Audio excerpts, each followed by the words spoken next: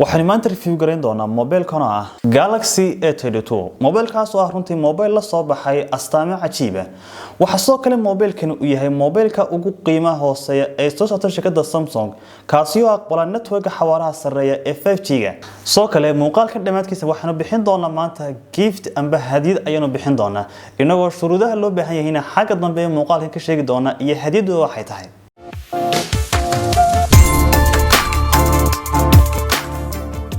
markii noqoto mobilkan A32 waxaad heli kartaa isagoo laba nooc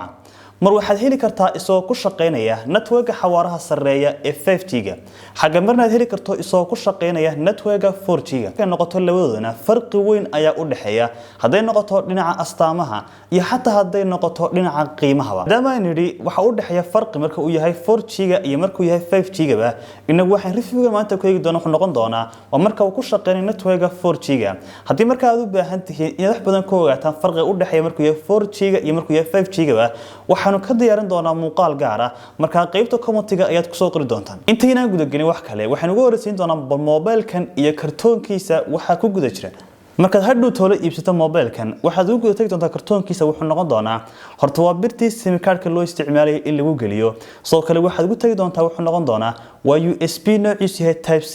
xagaad ugu tagi doonto iyadana warqadii ahayd guidelines-ka mobilka iyo habka loo isticmaalay soo kale waxaad ugu tagi doontaa wuxuu noqon doonaa waa charger-kii oo noociisu yahay amba cabirkiisu yahayba 15 watt laakiin halka cilad ee uu leeyahay mobilkan chargerkiisu ayaa wax uu yahay waxaanu ahay mid fast charger amba kaas oo dhawto markaad mobilkii aad geliso waxaanu kugu charge karin doon hab dhaqsa waxa sidoo kale cabirka shaashada mobilkan uu leeyahay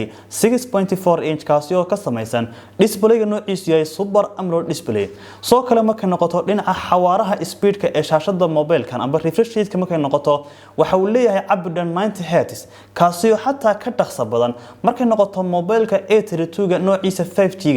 xataa waxa uu ka sii dhaqso badan yahay dhinaca refresh rate-ka markay noqoto mobilka iPhone 12 kaasi oo refresh rate-kiisu uu yahay 60 Hz waxa sidoo kale mobilkan uu leeyahay 800 oo nit oo ah markay noqoto dhinaca brightness-ka mobilkan xagga soo kale uu ka leeyahay 450 ppi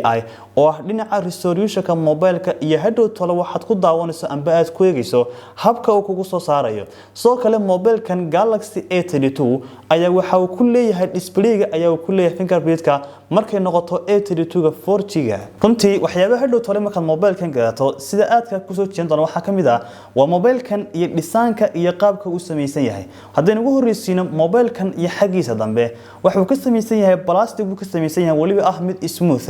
soo kale xagiisa dambe hadhow tal waxaad ku arki doontaa waa afar kamarood oo waliba aan lahayn wax fadhiya aan lahayn kuwaasi oo ku dhajisan mobilka xagiisa dambe sidoo kale waxyaabahan ku jecelahay mobilkan Galaxy A32 waxa kamid ah waa in mobilkan qaradiisu ay tahay runtii mid dhuuban taasoo mobilkii ka dhigtay in hadhow talo marka isticmaalso mobilku uu noqdo mid fudud kaasoo waliba xataa aad ku isticmaali karto hal gacan aad ugu isticmaali karto si fudud waxaan bal imika eegi doonaa mobilkan iyo batanadu ku leeyahay dhinacyada hadaan ugu soo horeysino dhinaca midig mobilkan waxa uu ku leeyahay power button-kii iyo volume-kii xagga dhinaca bidix uu kaga leeyahay meeshii aad gelsiisay sim card-ka adoo gashan kara laba sim card iyo memory xagga hoose mobilkan waxa uu ku leeyahay waa godka ay geliyeen headphone-adu godkii charger-ka uu geliyay iyo soo kale speaker-ka oo ah hal xabo speaker-ka mobilkan oo waliba runtii marka la eego mid fiican hadii aad tahay qof markuu mobilka iibsinaya aad u xiiseeya astaanta amba feature-ka battery-ga mobilku inuu yahay mid aad u fiican mobilkan A32 runtii waxa uu leeyahay battery cabirkiisu dhan 5000 mAh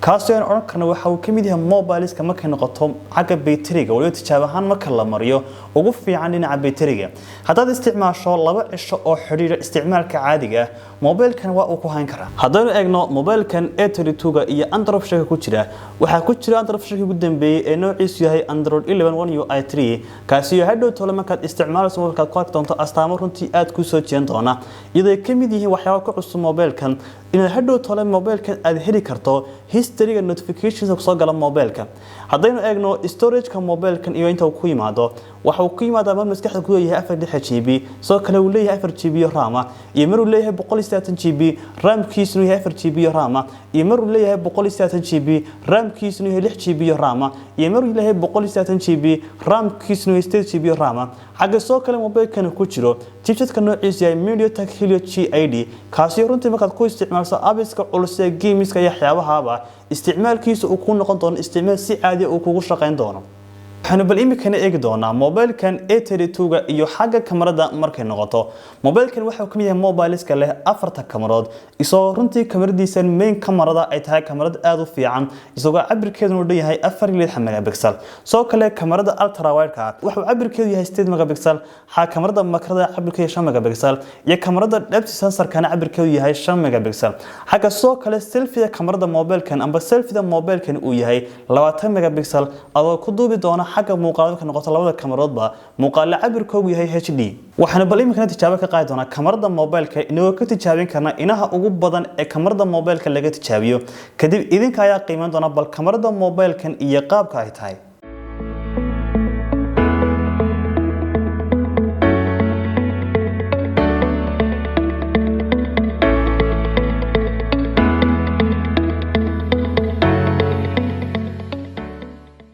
sanadahan ugu dambeeyay waxay shirkadda Samsung dib u habeyn badan ku wadaa mobileskooda lagu iibsado qiimaha dhexe amba mid-range-ka